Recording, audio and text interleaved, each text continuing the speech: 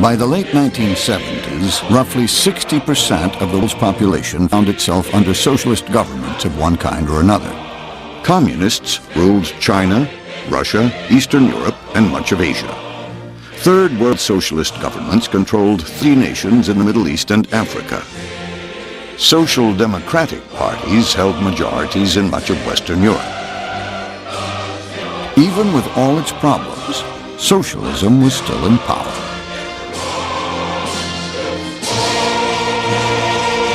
Then, unexpectedly, the pendulum began to swing.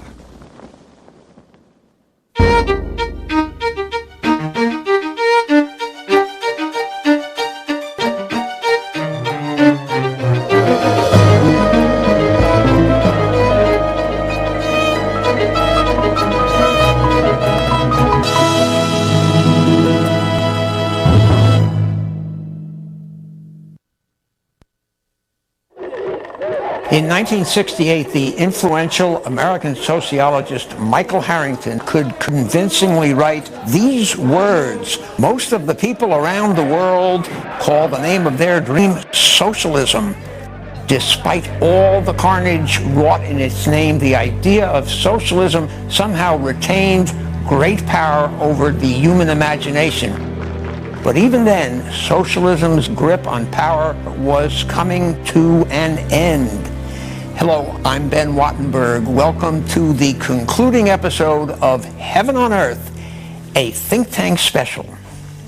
In this hour, the 2 great communist powers move away from socialism with momentous consequences.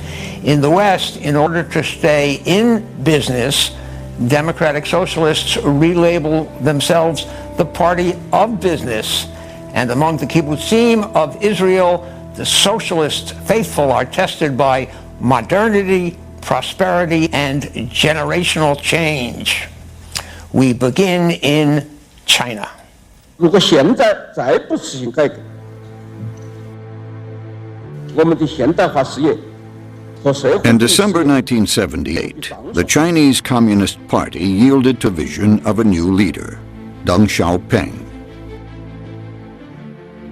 Deng's plan for China after Mao began with what he called the 4 modernizations of agriculture, industry, technology, and defense. What was different about Deng Xiaoping is that he was not ideological. He didn't believe you could introduce utopia overnight, as Mao thought he could do. And he realized that in order to bring about change in China, you had to have fundamental economic reforms. Change lay ahead for the social democratic world as well. The following spring, Margaret Thatcher became the first female Prime Minister of Britain. Central to her campaign, a promise to reverse the legacy of Clement Attlee. She began by privatizing many of the nationalized industries. Margaret Thatcher's election in 1979 really is an emblem of the first triumphs of the capitalist revolution. A year later, Ronald Reagan comes to office. Soon after that, socialist regimes in France and Spain make definite rightward turns. So while it would be too much to see Margaret Thatcher's election as the beginning of the end, it is a very powerful first salvo and an augur of things to come. What I'm describing now is a plan and a hope for the long term. The march of freedom and democracy, which will leave Marxism, Leninism on the ash heap of history as it has left other tyrannies which stifle the freedom and muzzle the self-expression of the people. The accession to power of Ronald Reagan, which happened to come at around the same time as the shift to the right in other comparable societies, all of them had in common, not just Reagan but also Thatcher, the view that Soviet power, the apparently unshakable edifice of the USSR and its Eastern European dependencies, needn't be taken for granted, that its survival was not a given. Why assume that they're going to be our rivals forever? Why not see if we can outbid them and even subvert them? As Reagan took office, signs of strain were beginning to appear in the Soviet Empire. In the summer of 1980, Polish workers defied the communist government by going on strike in the Lenin shipyard in Gdansk. The strike grew into an independent trade union committed to democracy, Solidarity. Soon it could count more than 1 out of every 4 Poles as members. The advent of Solidarity in Poland was one of the most significant factors that contributed to the collapse of communism. First, by example, the fact that Solidarity, an independent trade union, could come into existence in a workers' state where workers were allegedly happy showed, first of all, that they weren't happy, and second of all, that change was possible, and it was without question a great inspiration to the dissident movements across the bloc. Meanwhile, the Kremlin faced a crisis in leadership. In March of 1985, Soviet leaders gathered in Red Square for the funeral of Konstantin Chernenko, the 3rd Soviet leader to die in office in the past 2 years. Their choice for a new leader was fateful. Mikhail Gorbachev may have been the last true believer in the revolution's ideals. But his attempt to recover true socialism from the communist bureaucracy would shake the Soviet Union to its foundations.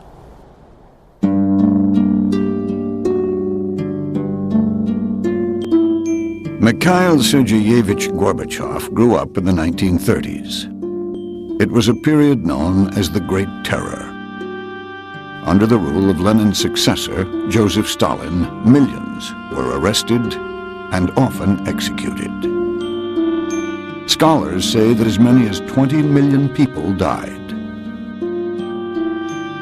Gorbachev was the grandson of a rich peasant who was arrested, deported.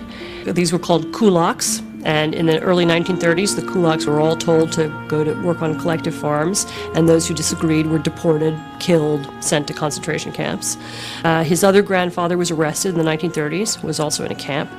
So he grew up with a very powerful sense of what had been wrong with the system, of what had really happened during Stalin's time, and this probably did have an effect on his later politics. By the time Gorbachev became General Secretary in 1985, he realized the Soviet system was not only cruel, it was hopelessly inefficient. Imagine what it is getting an American driving license. It's quite difficult, quite a tedious process. Imagine doing it every day. This is what the Soviet life was. The whole system was based on people, as we said, pretending that they work, and the government pretending that it pays. It used more people where you could have used more brains, and that, I think, ineffectiveness, this swampish feeling of absolutely going nowhere, that was what Gorbachev inherited. But for Gorbachev, the problem was not with the Soviet system itself. It was with how that system was being run. One-party state socialism was, according to Gorbachev, a voluntary free choice of the Russian people. He felt that, therefore, he could loosen up the controls, but basically that would not change one thing that was the most important to him, which is the state ownership of the economy, which to him was the basis of the Soviet regime. Gorbachev had a core diagnosis for what ailed the Soviet economy: bureaucracy. His prescription to fight it was called perestroika. In a way, perestroika means rebuilding, transforming things. But I think that Gorbachev still considered it possible that all these things would be done within this centrally planned system that existed in the Soviet Union. That was his mistake. Gorbachev set out to cut the red tape. But the whole system was made of red tape. For all his efforts, it seemed Gorbachev was running in place. 只有解放思想，坚持实事求是，一切从实际出发。As Gorbachev struggled to clear a path to true socialism in the Soviet Union, the socialist idea was being redefined in China. Deng Xiaoping said his reforms were creating socialism with Chinese characteristics. Many observers thought it looked more like capitalism. Whatever it was changing the face of China. The country had just emerged from one of the most devastating periods in its history.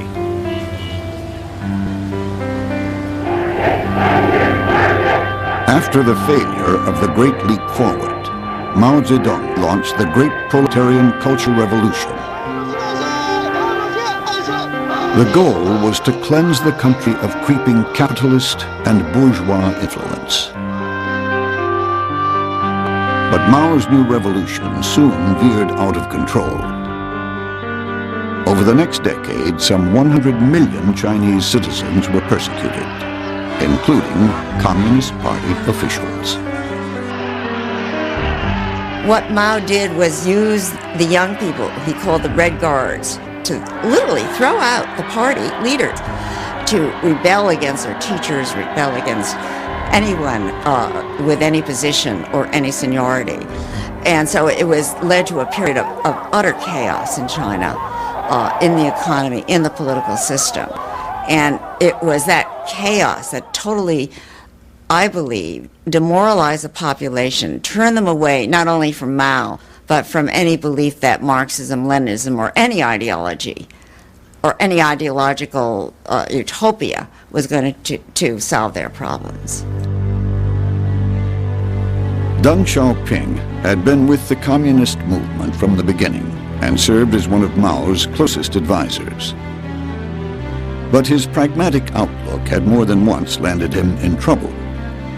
During the Cultural Revolution, he was twice purged from power. Deng's family fared worse. The Red Guards drove his brother to suicide, and his oldest son to jump out of a window, sustaining injuries that left him a paraplegic. But Deng's fortunes would soon change. Mao's death in 1976 gave rise to a vicious power struggle, and Deng came out on top. When Mao died, Deng was the highest ranking leader left. Several leaders died during the Cultural Revolution, and he came back to power with a few of his old communist buddies who supported him, who were totally disillusioned with Maoist policies, and they were open. They didn't know what they wanted to do. In fact, the slogan they used was, "We have to feel for the stones as we cross the river to get to the other side." In 1978, 18 families in China's Anhui province made a secret pact. They would divide their collective farm into individual plots. They would work independently, and each family could keep whatever profits they earned. If any of them got arrested, the others promised to care for their children. When Deng heard about this from one of his colleagues, who was the governor of the province of Anhui where it began, he said, "Don't stop that." He says, "Let's see how it works out." And when this governor then reported that incomes were increasing and harvests were doubling, then Deng said, "Okay, this is the way to go." And so he made this a policy by the early 1980s, by 1982. This was the policy in the whole country. Every single commune was decollectivized. Deng Xiaoping had a saying that had infuriated Mao. It doesn't matter if the cat is black or white, as long as it catches mice. Peasants got back their own family plots, and that released this energy of the peasants to earn money. They had economic incentives, and then the villages began to set up small workshops, and they did small-scale things. Then they began to make connections with the international markets, and they would start producing shirts or socks or textile goods. So it was a gradual process.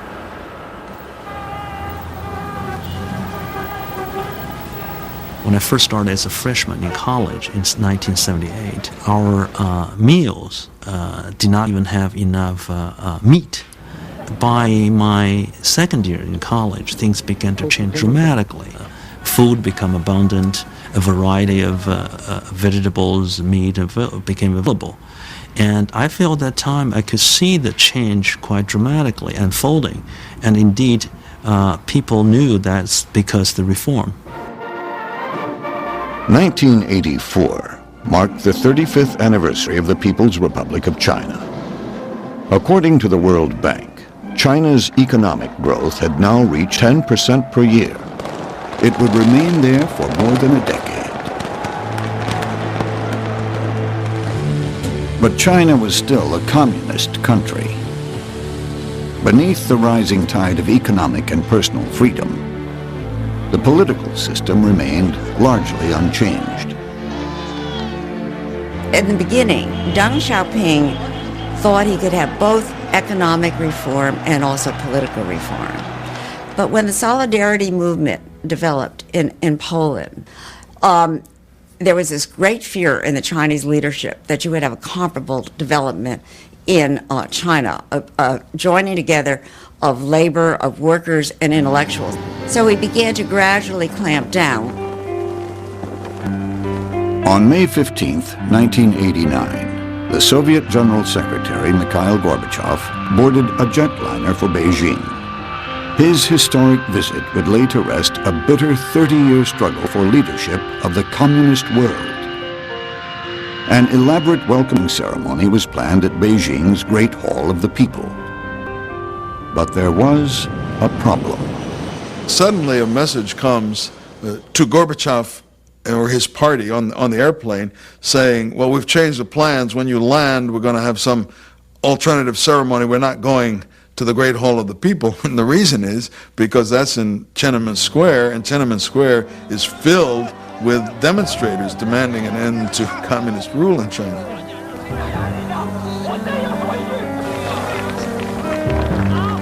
By the third day of Gorbachev's visit, 1 million people occupied the square and the surrounding area.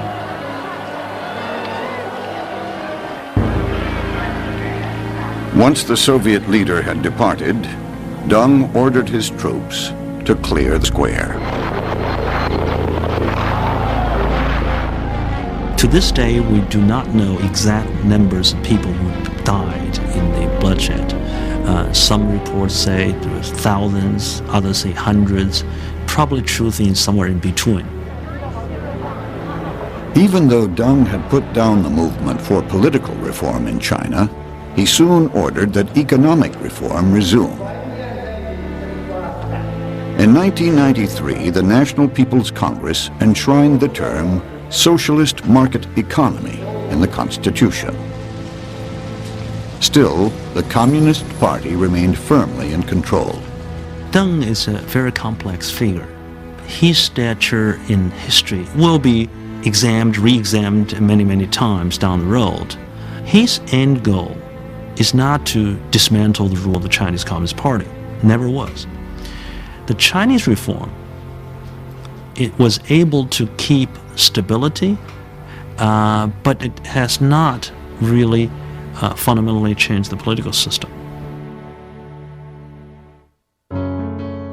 Deng and Gorbachev were two reformers who set out to rescue socialism. But they were on two different paths. While Deng focused on overhauling the economy, Gorbachev turned his attention to the political system. Gorbachev in 1987 did face a choice. He came to the point where he either had to retreat to essentially neo-Stalinism of the Brezhnev era and pray that there would be enough political stability for him to serve out his term, or he had to radicalize his approach. Nobody at the time, say early 1987, had any idea that this would lead to a revolution. In a way, it had come full circle. Here, Lenin had revised Marx, Karl Marx, who believed that the proletariat was naturally socialistic and would make a revolution, and Lenin, who had a politics based on the absence of trust. And now Gorbachev flips and is completely the opposite from Lenin, and saying that we have to trust the people. Otherwise, we have no socialism and we have no Soviet regime.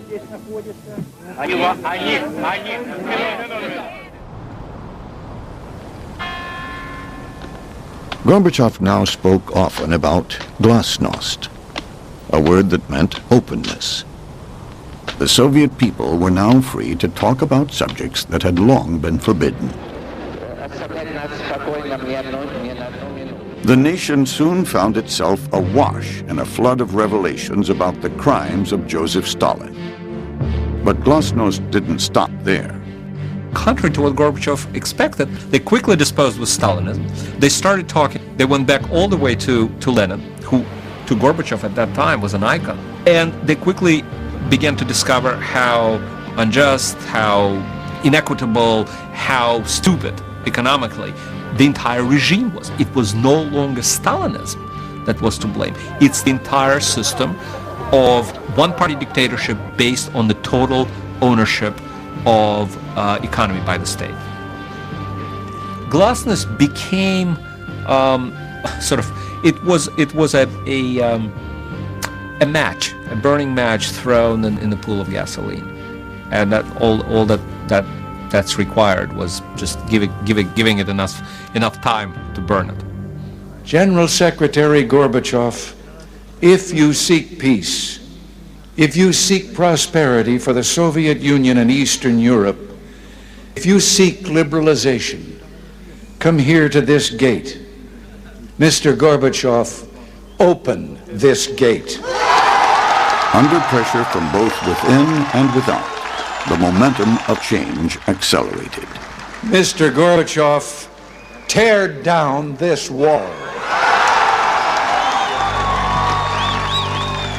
In March 1989, the Soviet Union held the first free parliamentary elections in its history. A lot of communist bigwigs were just sort of kicked out.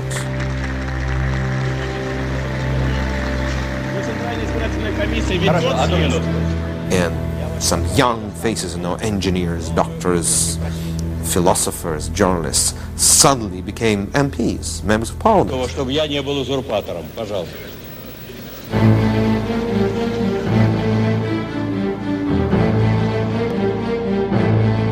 But 1989 had only gotten started.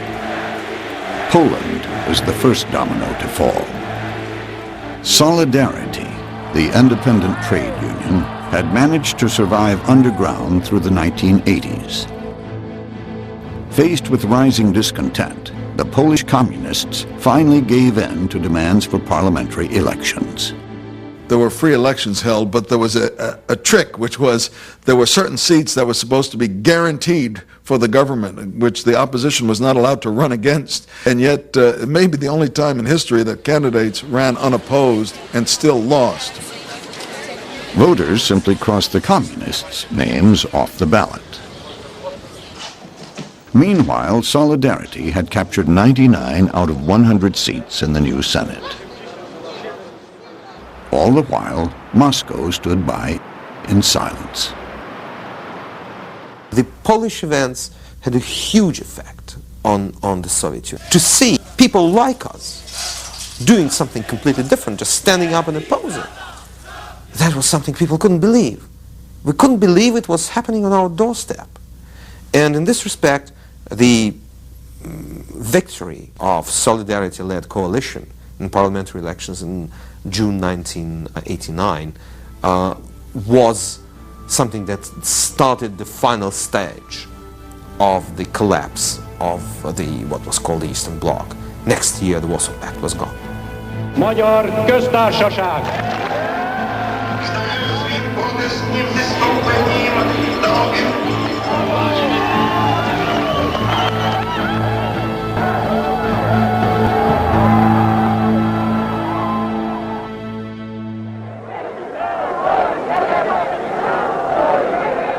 Many of the Soviet republics began to assert their independence, while Gorbachev struggled to lay the groundwork for a post-Soviet Union of sovereign states.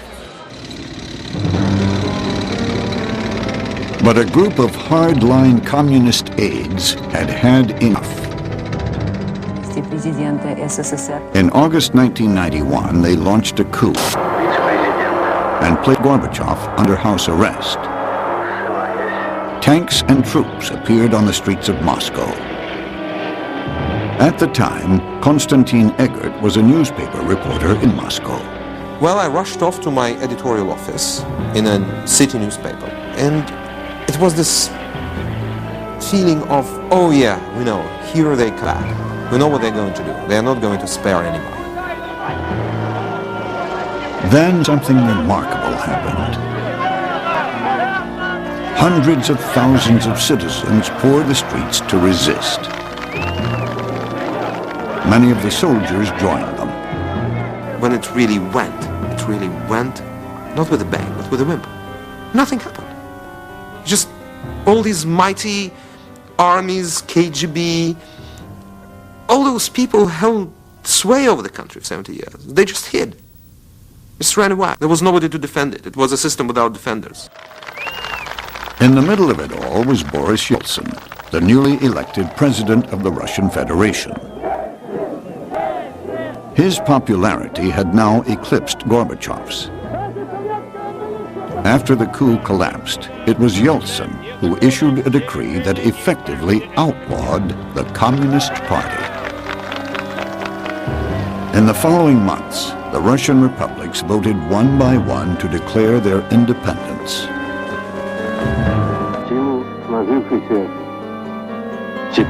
On Christmas Day, 1991, Mikhail Gorbachev resigned as leader of the disintegrating Soviet Union.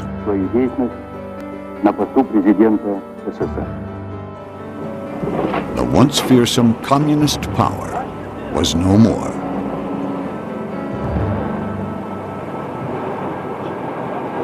When I think about the fate of socialism, and when I think about the fate of socialism in other countries where it still supposedly exists, for example, China, I always remember this 1980s experience in Russia. You go to a small corner, very quiet, and whisper there, freedom. And suddenly it echoes all over the place, freedom, freedom, freedom, and you can't stop it. It's like an avalanche. That's my impression of this era. With the fall of the Soviet Union, the era of totalitarian socialism effectively came to a close. But did the collapse of communism mean the end of socialism? The fall of communism at the end of the 1980s, celebrated at the time as a great victory for the right and for capitalism and for a defeat for socialism, actually, I believe, for socialism in the West was a huge liberating moment, because from that time you were free of that contamination. You were free of that guilt by association. You had to be taken on your own terms, and that deprived the right of a major chunk of its armory. Social democratic parties were making a comeback across Europe. By the late 1990s, they governed 12 of the 15 states in the European Union.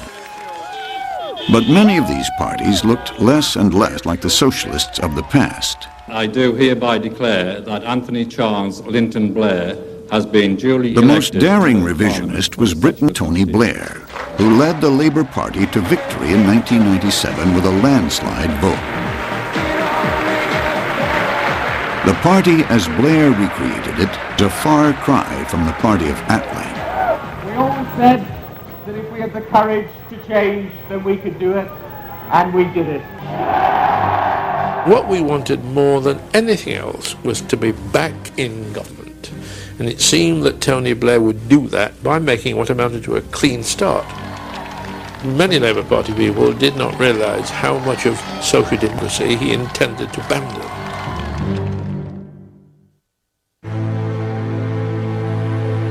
Tony Blair was born in Edinburgh, Scotland, and spent most of his childhood in northern England.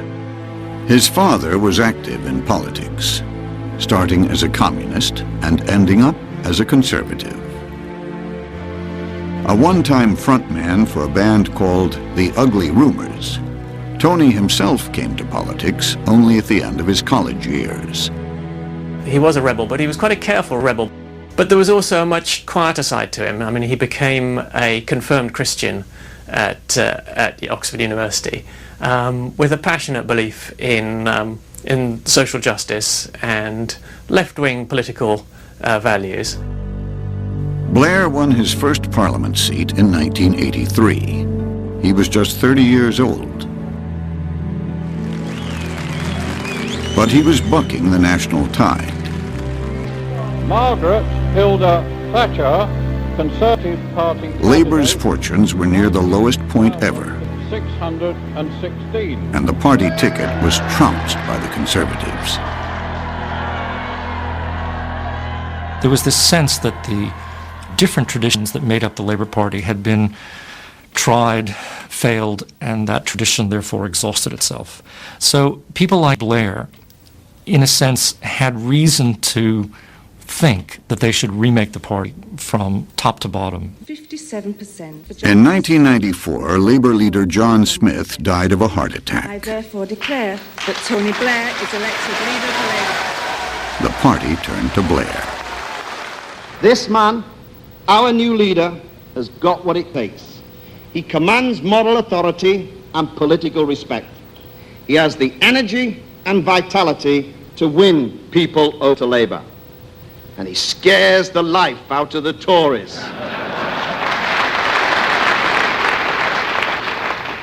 And me.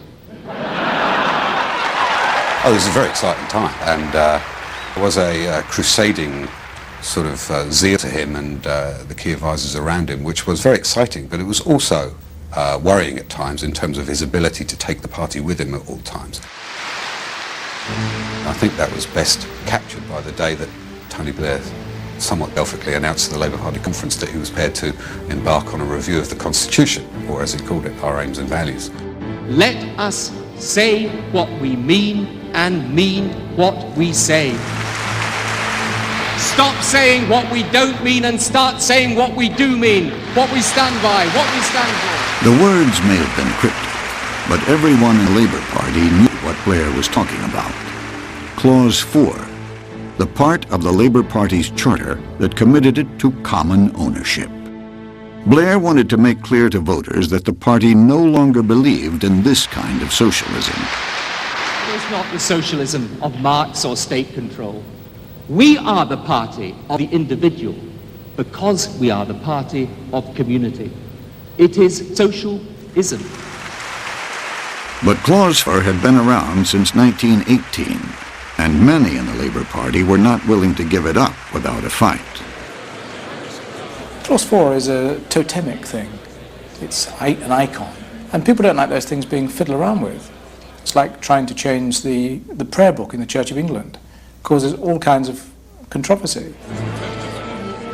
The following year, Labour delegates gathered at Methodist Central Hall in Westminster, where the original Clause 4 was adopted 77 years before, to vote on Blair's new language. For the new Clause 4, 65.23% against 65% were in favor.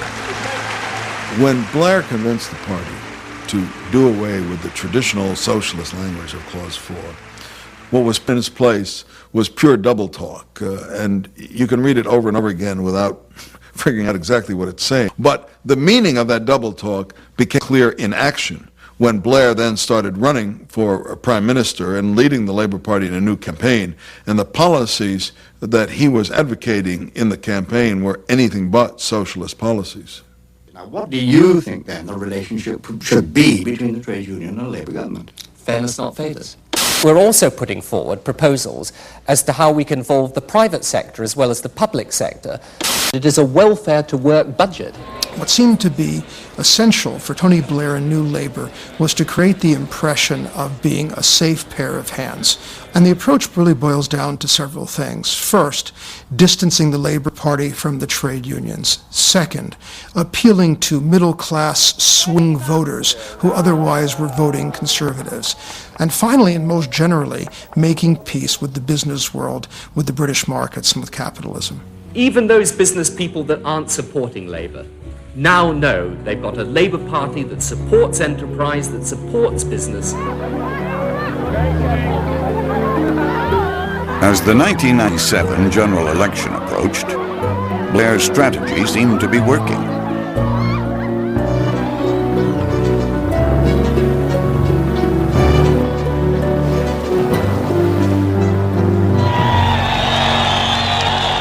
By the evening of May the 2nd, 1997, the votes had been counted.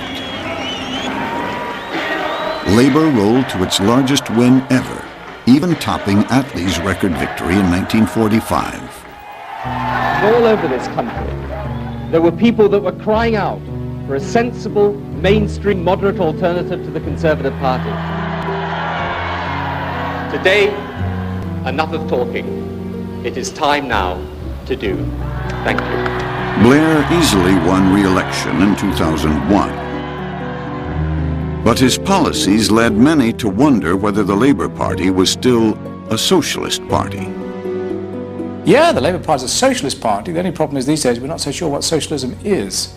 It's a socialist party in the sense that it stands for a conception of society and community and people owing obligations to each other, and stands for what I said was that core belief about giving everybody in society access to things that that society can offer. That, I think, is the core idea. And I think if you look at many of the programs that we're engaged in, you can still define them by that core idea. The Prime Minister would say that New Labour was a redefinition of socialism. I believe it's a rejection of socialism. I believe that many things in the Labour Party's policy needed to change to meet the demands of the modern world. But I thought we ought to hold tight to our basic principles and see how those basic principles could be applied in the modern world. The Prime Minister's abandoned the basic principles. Socialist or not, Blair's approach was catching on. Eventually, as many as 14 social democratic heads of state from Europe, South Africa, and New Zealand embraced similar policies. As they talked about the importance of inclusion and a social safety net, they increasingly acknowledged the necessity for capitalism.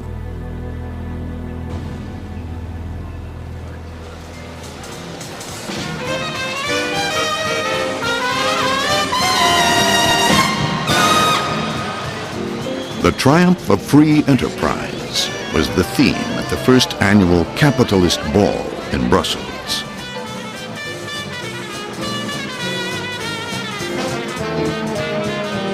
Revelers from around the world gathered on the floor of the Belgian Stock Exchange to celebrate capitalism.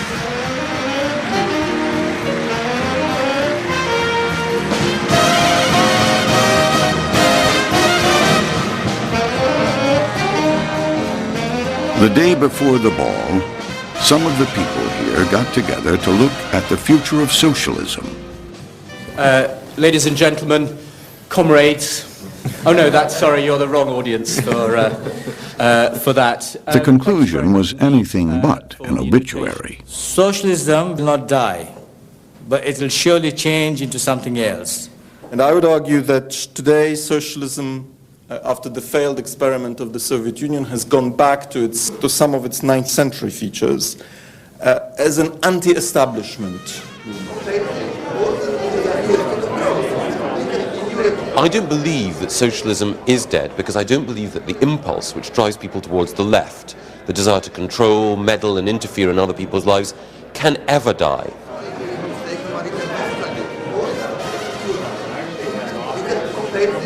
Liberty is always under threat, and socialism is one of those threats. And yet there's something dynamic and moral in the heart of socialism as well. It's that ambiguity that keeps the thing alive, and it makes it always a danger.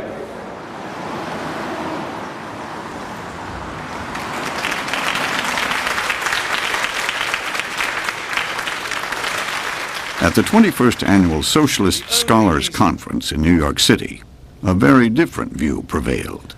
We think that the break of the Soviet Union and the fall of the wall affected all the left. Social Democrats, because they lose some reference to build some model of regulation. You don't go from what you've got to what you desire like that. You have to win a series of changes. It's a mistake to equate the failure of particular socialist parties and regimes with the failure of socialism or the end of socialist values or vision. They're a reflection of the fact that they were trying to build institutions at a certain point of time in a certain part of the world. And it was to be expected, given the dynamism and power of capitalism as a system, that the first attempts to build institutions to overthrow it would not be the perfect ones. And I'm sure that we'll see over the course of the next century loads of attempts to build new ones, new parties, new unions, new movements that will be socialist in their fundamental essence, that will learn from the mistakes of the past. A non-reformist reform is to fight for these kinds of changes and many others in a manner which leaves us, when we win, not going home, but desiring more. Many at the conference said the anti-globalization and anti-war movements may hold the seeds of socialism's future. But some believe the idea might not always go by the same name. A lot of people, when they hear that label, they immediately reject it. Oh, socialism, I've been taught that that's wrong. So I don't necessarily feel the need to use that label. I mean, I like the term economic democracy. I think that's a fantastic term because I think that's the way people can start to think about it. We need to start extending democracy to the sphere of economics. Here and elsewhere, there seem to be no shortage of arguments that socialist ideas can still play a vital role in politics. If you look at what some of the market ideologues were saying at the time that the wall came down at the end of the 1980s, and their victory dances were so exaggerated that they were very much, seemed to me, like the Marxists of old, who thought they had sort of cracked the secret of history. But of course you don't crack the secret of history because you find it throws up new problems for you. The market won in that sense, insofar as there was no organised alternative to it. Hadn't won in the sense that the choice had not been removed as to whether you want a market economy or whether you want to extend that into a market society. Social democracy has always been characterized by its belief that markets have an important economic function, but its distaste for their impact on social and political outcomes. This is what differentiates social democrats from Marxists, from communists, and this sense or this desire to use the market to harness the most powerful economic mechanism available, but to not allow it to kind of determine what happens in the political or social sphere.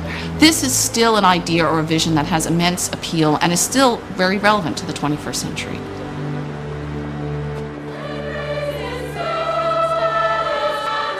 The new century begins. Social democratic parties govern most of Europe. But the policies they offer bear little resemblance to the heady dreams of their socialist forebears. Amid electoral politics, the quest to remake human nature and create a heaven on earth has all but been abandoned. It turns out that social democracy or democratic socialism is a contradiction in terms. In many cases, socialist parties have gotten it into power, like Mitterrand in France, like Attlee in England, like German social democrats, and set about trying to march step by step to socialism. In every single case, after a certain number of years, they've reversed course. For all the socialist parties we've had in scores of countries around the world, there's not been one case in which a free electorate has wanted to continue a march all the way to socialism. They've always taken a few steps that way and then wanted to pull back.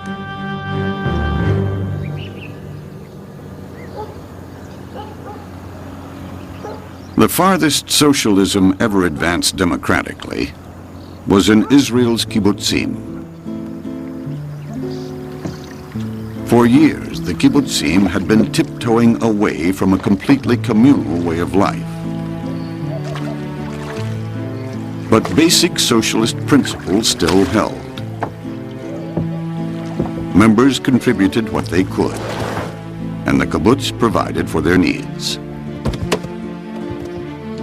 Now, though, communities like Ginosar are undergoing a transformation so complete, many wonder they can still call themselves kibbutzim. The first generation followed in our footsteps. The second generation, less. And the third generation, the ones who now are running the kibbutz, they're completely different. It all began in the late 1970s, when Israel's labor government fell to the conservatives, and the kibbutzim lost much of the financial support that had sustained them. When a debt crisis hit Israel in 1985, the kibbutzim found themselves holding loans they could not pay back. Until 1985, the kibbutz member could always say to himself, well, there are problems, we're not so sure about whether our way of life is better than the way the rest of the world lives, but it works. After this, after the economic crisis hit, they couldn't say that anymore. By the late 1970s and early 1980s, the first children born on the kibbutzim had grown up and had children and grandchildren of their own. Now that the urgent task of building a nation had passed, the younger generations were becoming disillusioned with life on the kibbutz. The kibbutzniks shared with other socialists the idea that people were a product of their socialization, and that if you brought people up in a system of complete justice, you could create a new man, that is, someone who was devoid of selfish individualism and who would really think and live for the welfare of the group as a whole. And it turns out to be exactly the opposite. The kibbutz children grew up into intelligent, enterprising, hard-working, constructive individuals, but they did not grow up as socialists.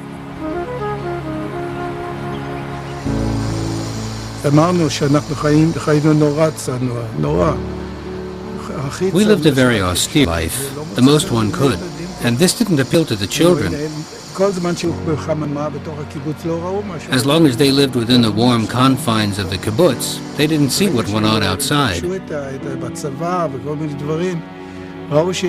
moment they saw there was something completely different in the army and elsewhere, that's when the problem started with people leaving.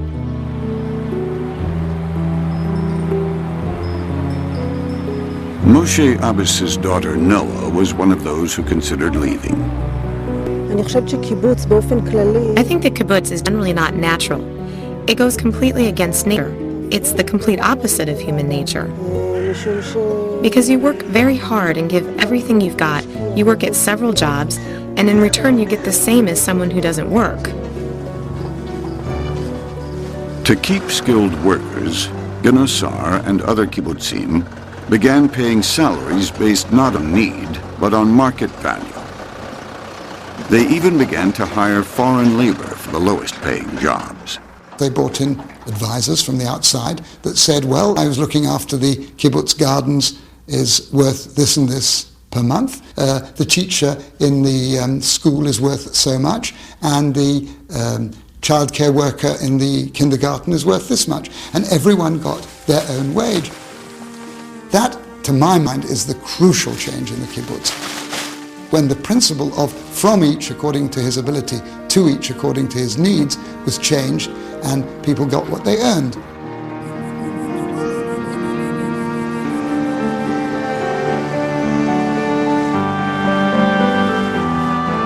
Today, Ginosar has joined most of the rest of the world in embracing capitalism.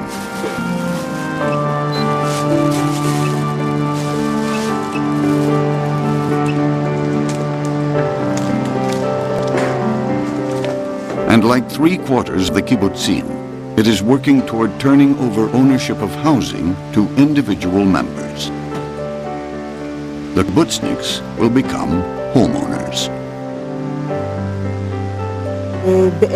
I think those who stayed thanks to the changes. If changes hadn't been made, I wouldn't be here either.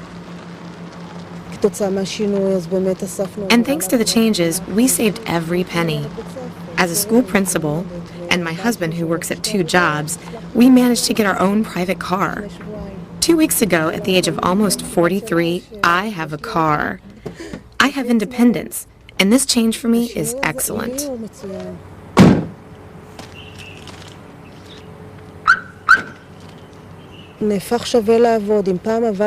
It became worthwhile to work. In the past, we used to work because of values, and now there are new values. The supreme value, we are ordinary human beings after all, is money, and quality of living, and the promise to our children that they will get something. All these changes have led many to wonder if the kibbutzim are on their way to becoming little more than suburbs with a socialist heritage.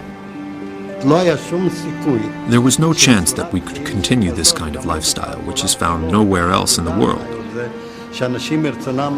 Nowhere else where people of their own free will would live for years and years in such a communal and collective way.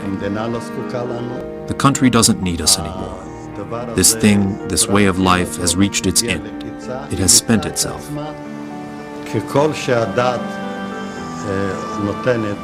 As far as reason goes, the kibbutz must come to an end. The kibbutzim were the one place or group of places on earth where real, pure socialism, just as it was imagined by all the great socialist visionaries, was actually put into practice, and put into practice democratically. And the ironic ending was that the same people, after a certain number of years, democratically voted to turn away from socialism and to put the kibbutz on some other basis. And I think that that constitutes the final proof that socialism, except coerced as in China or Russia, but socialism as a voluntary way for societies to live is simply an impossibility, that people ultimately won't be satisfied living that way. As you might imagine, I am not a socialist, although I applaud some of the reforms that socialists brought our way. But as I think about socialism, my thoughts keep returning to America. At the same time the socialist faith was beginning to take shape on the European continent, a group of former British colonists were also building a new society, but they had something different in mind. America's founders tailored our system to people as they are, not as they should be in some ideal world in the future. And that system has seen socialism's rise and now its decline. Democratic capitalism is not perfect, but it works as well as anything we've seen. For those who want to improve the world, it's something to keep in mind. Thank you for watching. For Think Tank, I'm Ben Wattenberg.